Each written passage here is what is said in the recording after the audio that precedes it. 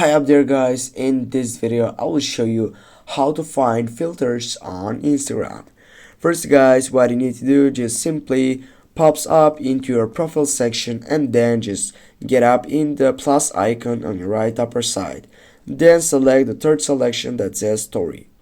Then go for camera, and now what you need to do, just simply on your layout you need just to swipe on your right side until you found the search browse effect.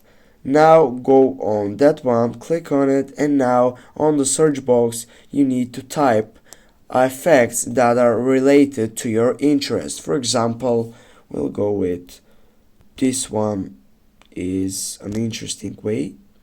Now what I need to do is simply go on the save this effect to your camera for easy access.